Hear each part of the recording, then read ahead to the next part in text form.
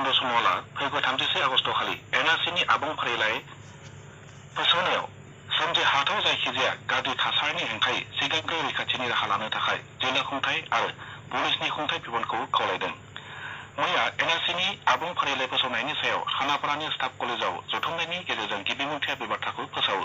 लोगोसे बिथां सन'वाला बुंबावोदि खुंथाय बिफानाव हेफाजाब मोननो हानाय बादि जायगानि गुबुन गुबुन सोरखारि नङै आफाद आरो फसंथानफोरनि हेफाजाब लानो थाखायबो खुंथाय बिफानखौ खावलायो। फैगौ अक्ट'बर दाननि गेजेराव आसाम सोरखारा हादोरसानि सा 1 लाख हा गैजायै सुबुंफोरनो हानि पट्टा राननाय जागोन। मैया खानापारानि स्टाफ कलेजाव जिल्ला खुंगिरि आरो पुलिस बिबानगिरिफोरजों मोनसे जथुमाव सावरायनायनि गेजेरजों गिबि मन्थ्रि सदानन्द सन'वाला बे बाथ्राखौ फोसावो।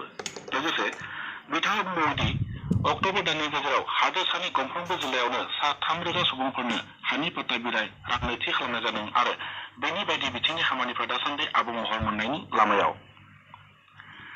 मैया गुबुन मोनसे हाबाफारियाव बाहागो लाना गिबि मन्थ्रि सदानन्द सन'वाला फोसावदों दि खामानि मावनाय हारिमुखौ श्रीकृष्णनि हारिमुनि गाहाय सानथौ हमना बे हारिमुनि गेजेरजोंनो हादोरसा एबा हादरखौ जौगाहोनो नाजानांगौ होनना गासै रायजो राजा बिथांमोनखौ खावलायो। मैया नलबारि जिल्लानि उलाबारियाव श्री कृष्णनि जन्मस्थलिजों लोब्बा लाखिना नाव गेलेनायनि मोनसे हाबाफारियाव बाहागो लाना बिथां सन'वाला बे बाथ्राखौ बुंथियो। लोगोसे दैखौ इसोरा सुबुं माहारिनो होनाय देरसिन आदार आरो बे दैयानो गासै गोहोनि देरसिन फुंखा होननानैबो गावनि बिबुंथियाव फोसावो। बे हाबाफारियावनो डिब्रुगड़नि एमएलए प्रशान्त फुकना गांसे बिसम्बि बेखेवनानै होयो। मिरुनि खारिथि आरो फोसावदिं मन्थ्रि बिफाना नोगोरारिफोरनि सोमोन्दोनि सायाव जायखिजाया सोरखारि बिथांखिफोरनि सायाव मोनगिरिफोरा आबुङै मिथिथाय आरो बेफोरखौ आबुङै मोनफुंनायनि सायाव गोसो होबोगासिनो दं। मैयानिफ्राय गुवाहाटीआव साननैनि हाबाफारिजों खुंफुंनाय खारिथि आरो फोसावदिं मन्थ्रि बिफाननि सा सानजा खोन्दो आरो सोनाब बंग'नि दख'रा जथुमाव बाहागो लाना मिरुनि खारिथि आरो फोसावदिं मन्थ्रि बिफाननि फोनांजाब नेहाथारि बिक्रम साहाया बे बाथ्राखौ फोसावो। मैयानि गिबि साननि हाबाफारियाव बे बाथ्राखौ बिथां साहाया फोसावनायनि अनगायैबो खौरां बिजोंनि मावथिफोरखौ बे आयदानि सायाव गोसो होनानै जेसेबां हागौ एसेबांनो नोगोरारिफोरनो फोसावनो थाखाय खावलायो।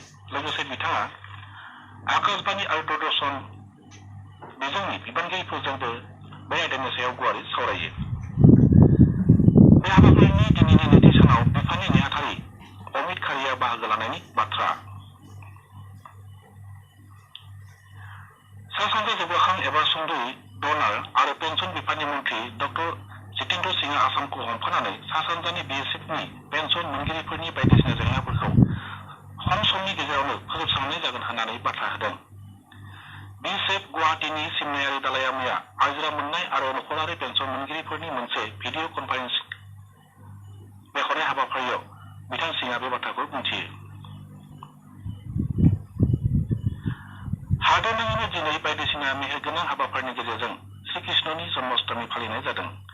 आसामावबो मैयानिफ्राय बे फोरबोखौ बायदिसिना हाबाफारिनि गेजेरजों रंजा खुसि फालिनायखौ नुनो मोननाय जादों।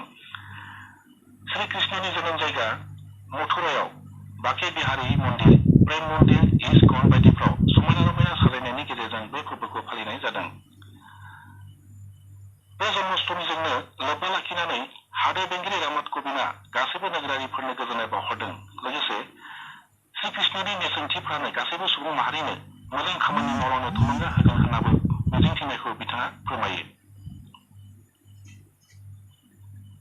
मेघालय हादोरसानि 300 फैस' हायै भारत बांलादेश सिमनानि गार' हाजो जिल्लानि महेन्द्रगन्ज ओनसोलाव गिलु बालु बिगुरनि बेरामा गोसारलानो हमदों। मिथिमोननाय बायदिब्ला बे ओनसोलाव गासै सा 6,000 सुबुंफ्रा बे बेरामजों नाख्रेबजानायाव थासारिया जोबोरैनो जेंना सोमजिहोदों। जोंनि खौरांगिरिया फोरमायहरनाय बायदिब्ला बे जायगाया जोबोरैनो 300 फैस' हायै जानायलाय बेरामिफोरखौ फाहामथायनि राहा होनायाव जोबोरैनो जेंना सोमजिदों। थांनाय सानब्रैयावल' बे बेरामजों नाख्रेबजानायफोरनि गेजेराव सा 9,000 खुदियाफोरबो दं होनना सुलुंनिफ्राय मिथिमोननाय जादों। मिरुनि बारग' रांखान्थि मन्थ्रि एबा बिजेपि राजखान्थि हानजानि गोजाम दैदेनगिरि अरुण जेटलिया दिनै रुंसारि जाबाय। दिनै सानजौफुनि 12:09 दिल्लीनि एम्सआव बिथांहा जोबथा हां हगारो। थांनाय 9 आगस्ट खालारनिफ्राय बिथांखौ एम्सआव थिसननाय जादोंमोन। गोबां सान सिगांनिफ्राय बिथाङा बायदिसिना सानाय बेरामजों नाख्रेबजादोंमोन।